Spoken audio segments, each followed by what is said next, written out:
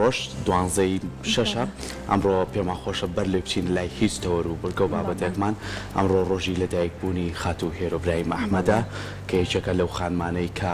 لە سەرەتای ژیانی و لە ساڵ 1940 کە لە شاری سلێمانی لە خانەوادەیەک لەدایک بووە کە خانەوادەیەکی هەم ڕۆشنبیر هەم سیاسی لەژێر پەروەردە و ئامۆژگاری دوو کەسایەتی ئەویش مامۆستا برای مححمەد و خاتوو گەلاوێژە پەروەردە بووە و سەرەتای خوێندنی لە شاری کەرکووک و بەختە تەواو کردو و دوجار بۆ خوێندنی دواناوەندی ڕووی لە تاران کردو و بۆ قۆناغەکانی تریشی بەردەوامی هەو بۆ سەرکەوتنی بەدەستهێناوە و لە ناوڕاستی ساڵی هەفتاکاندا لەگەڵ سەرۆک مام جەلالی کۆش کرد و ڕۆحی شاد بێت هاوسەرگیریان کردووە و لەگەڵ ئەوە توانوێتی لە شۆڕش و سەرکەوتنەکانە بەردەوام لە چاوی کامێرەکەیەوە بەردەوام و ئەرشیفە جوانە بۆ ئێمە تۆمار بکات و هەموو ئەو شۆڕش و سەرکەوتنانەی خاتوو هێروخان بۆ ئێمە بمێنێتەوە لە ئەرشیفی ئێمە بمێنێتەوە کۆمەڵێک بابەتی کەشێ کۆمەڵێک لەو کارانی کە کردوشێتی من دواتر زیاتر زانیاریەم لەسەر هەر لە خوێندنەکەەوە کە باس کرد لێکێک لە چاوپێککەوتنەکانیە خۆی ئاماژەبەوە ئەکات و ئەڵێت ماڵی ئێمە وەکو جانتایەکی سەفەری وا بووە هەر بووە هەر قۆناغێکی خوێندنم لە شوێنێکی جیاوازدا تەواو کردووە بە ژنە تێکۆشەر با سیمبولی تێکۆشانی کورددا دەنرێت ئەو ژنەی کە شان بەشانی پیاوان شیان بەشانی براکەی و هاوسەرەکەی خەباتی کردووە لە شەغدا هەمیشە چاوی کامێراکەی بووە بە مێژوویەک بۆ ئەرشیفی کورد وەکو گەواهی دەرێک بۆ ئەو بەڵگانەی کە بەسەر کورددا هاتووە بۆ ئەو وێرانکاریانی کە بەسەر کورددا هاتووە هەر بە وەشەوە بۆکە دۆزی کوردی بە جیهان ناساندوە لەبێت لە چاوی کامێراکەی و هەموو ئەو ئەرشیفانێک کە بڵاوی کردوتەوانێ لە دواییدا بۆ بە جیهانی و دۆزی کوردی بە جیهان ناساندووە وهروە سەرکۆ ئەوشمان لەبیر نەچێت هەمیشە هەوڵی داوە کللتور بەڕەسەنایەتی بهێڵێتەوانێت من لە هەموو بوارە جیاوازەکانە خاتوو هێرۆ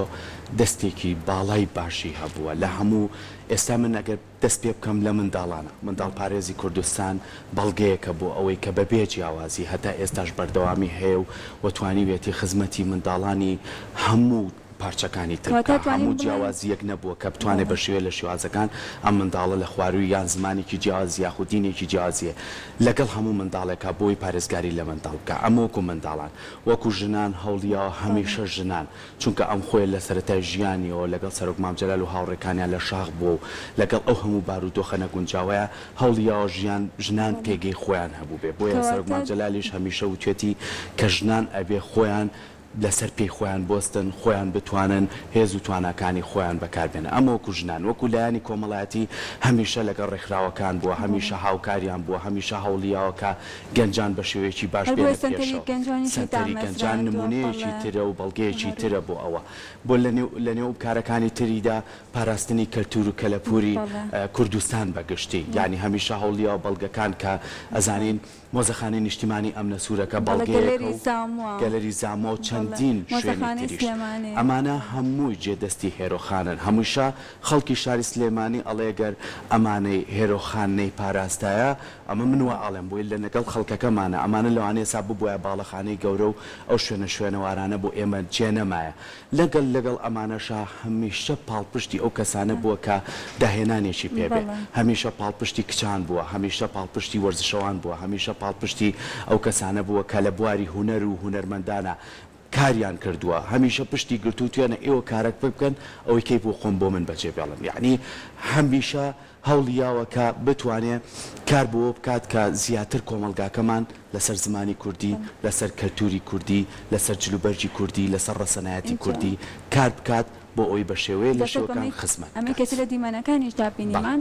خاتوو هێرۆ بوو کە لە یەکێک لە کەناڵە یابانیەکاندا باسی لە هەڵەبجە کردووە هەر ئەمە هۆکارەبووی کە دۆزی کورد و کارەساتەکانی کورد هەمیشە بە جیهان بناسێنێت کەواتە سەرکۆ ئەشتوانین بڵێن کە هەمیشە داکۆکی کار بووە لە هەموو چون و توێژەکان بە پێ جیاوازی هەر لە گەنجانەوە بیگرە هەتا وەکو مناڵ و ژنان و هەروە لە کاری میدیایی و ڕۆژنامەگەریشدا ڕاستە خاتوو هێرۆ برای مححمەد لە گۆڤارێکە لە سەژنی بەهێزی جیهان توانی حەڤێمین کەس بێت لەوانەدا بۆیە ئەو کەسە وەکو کەسێک نەک بۆ ناوخۆی عێراق نەک بۆ ناوخۆی هەرێمی کوردستان بەڵکو لە جیهانە ئەم ژنە ئەم خانمە دەنگیدایەوە تواناکانی ئەوی بە شێوەیە لە شێوەکان بە هەموو جیهانە ناسان ئەمە کێبینی لە وێنەکانە خاتووی هێرۆ محەممەدەکە لە شاخ بە کامێرەکەیەوە شان بە شانی پێشمەرگەکانمان ئەم هەوڵیەوە لەگەڵ یانە لە سەرکەوتنەکانیانە لە هەموو ناخۆشیەکان و خۆشیەکانە لەگە سەرۆک ماجەلال بووە وەیە هەمیشە ئێمە ئەبێ شانازیە بکەین بۆی کە خاتووی هێرۆ ئیبراهیم محەممەد لە هەموو بوارەکانە کە ئێمە لەوانەیە بەشێکی زۆر کەمی و بچووکیمان باس کرد بێ چەندین ڕۆڵی تری هەبووە کە هەمیشە هەوڵیاوە پشتی خاوەن پێداویستی تایبەت بکرێ پشتی ئەو کەسانە بکرێت